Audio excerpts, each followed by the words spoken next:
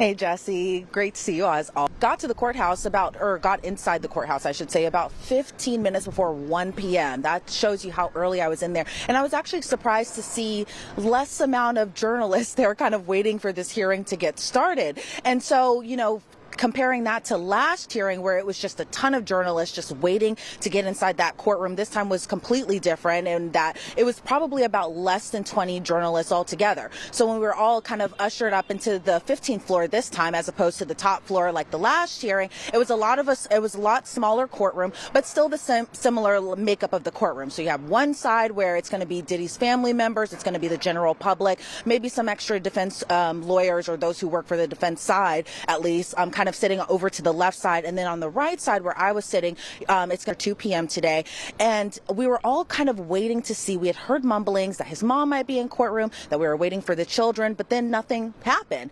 But then, in another twist and turn, the children do walk in, but this time it was a lot smaller bunch than it was the last time. So last time you're having all of Diddy's children, except with the exception of Love, who is just a 2-year-old child, so she wasn't at court, but you had all of Diddy's children there except Love. But this time around, you just had Justin Combs and Christian Combs, meaning that there was no Quincy there today. Delilah and Jesse weren't there. Chance wasn't there. And the caretakers of his younger children who aren't of age just yet, they were not present inside the courtroom as well today. But his mom also wasn't in court today. So when Diddy came inside, it was still that standard issued MDC jumpsuit. He's wearing khaki.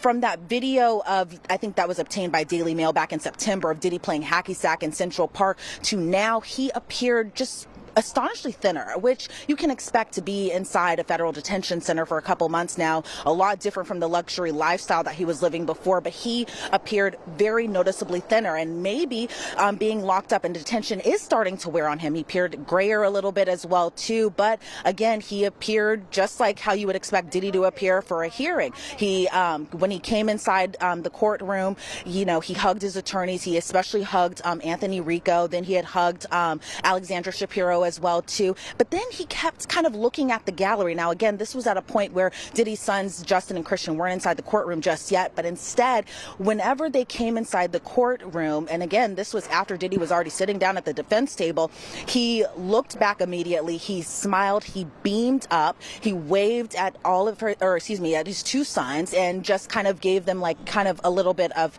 it's a good to see you type of feeling. That's what I was gathering from inside that courtroom. Now again, I want to remind our viewers that when we're inside federal court, again, there's no cameras, which, Jesse, I'm sure you have already mentioned that part. But, even for us journalists, with the exception of some who get a special permission of that, we just are relying on a notebook, a notepad, a pen, a pencil, in order to kind of take notes to see what is all going on. I can't even take my Apple Watch inside that courtroom whenever there's a hearing. I have to turn that in. I have to turn my laptop in. Of course, I have to turn my phone in. So we're kind of just eye-watching everything that's going on. Now, when Christian and Justin came inside that courtroom, they were actually sitting just right across from me over on the left side of the gallery. So what I was seeing from both of his sons was a little bit of leg shaking, what I perceived to be a little prayer right before the hearing had actually started as well too. But again, I think their focus was maintaining a good face for their father, being supportive of their father, which you expect at this point because they've attended pretty much all of the hearings so far, with the exception